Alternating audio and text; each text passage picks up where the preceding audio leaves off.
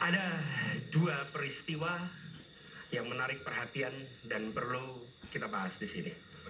Peristiwa Kanjuruhan dan peristiwa kilometer 50. Di situ proses hukum sudah dijalankan, tetapi rasa keadilan masih belum muncul.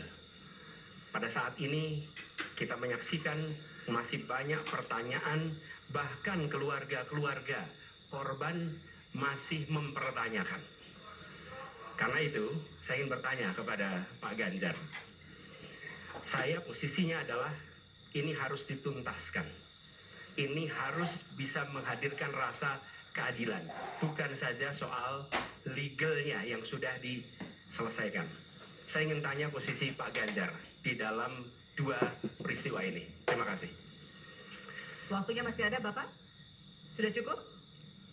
Oh, sudah cukup. Baik. Terima kasih kepada calon presiden nomor urut 3. Kami berikan kesempatan untuk menjawab selama 2 menit. Waktunya dimulai dari sekarang. Terima kasih, Pak Stanis. Saya kira dua isu itu menjadi public talks. Kanjuruhan.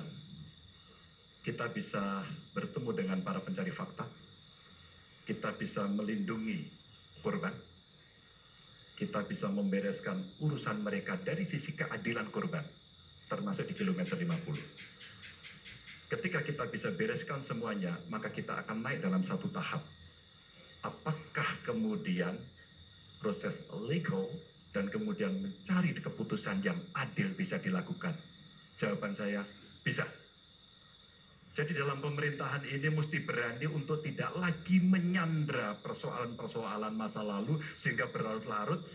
Sehingga apa yang terjadi ketika muncul terus-menerus akan menjadi sensi. Sensi terus, karena tidak pernah ada keputusan. Maka cara-cara ini mesti dihentikan dan kita mesti berani tegas. Kadang-kadang kita juga mesti harus berpikir dalam situasi yang lebih besar. Mari kita ciptakan kembali Undang-Undang KKR. Mari kita hadirkan kembali Undang-Undang KKR agar seluruh persoalan pelanggaran HAM itu bisa kita bereskan dengan cara itu. Sehingga bangsa ini akan maju dan tidak lagi kemudian berpikir mundur karena persoalan-persoalan seperti itu yang tidak pernah dituntaskan. Kita harus tuntaskan itu. Baik, masih tersisa waktunya Bapak? Cukup? Baik. Ya, dan kami silakan kepada calon presiden nomor urut 1 untuk menanggapi jawaban dari calon presiden nomor urut 3. Ya. Waktu Anda 1 menit, Bapak. Ya, jawabannya kurang komprehensif karena masalahnya lebih kompleks dari itu, Pak Ganjar. Tapi izinkan saya sampaikan. Untuk seperti ini, minimal saya melihat harus mengerjakan minimum 4 hal. 1 adalah memastikan bahwa proses hukum menghasilkan keadilan. Yang kedua, ungkap seluruh fakta sehingga kebenaran menjadi pengetahuan semua, termasuk closure bagi keluarga. Yang ketiga, korban harus ada kompensasi. Clear. Dan yang keempat, negara harus memberikan jaminan bahwa peristiwa-peristiwa seperti ini tidak boleh berulang kembali. 4 itu harus dikerjakan. Nah, saya kemudian melihat untuk itu bisa dikerjakan, maka kita tidak bisa abu-abu seperti yang tadi disampaikan.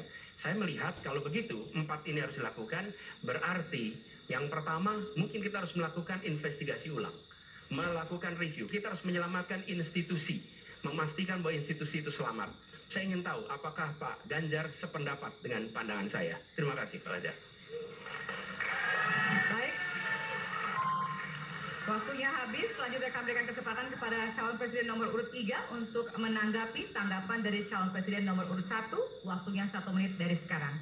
Soal komprehensi atau tidak komprehensif terkait dengan itu selera dan subjektif.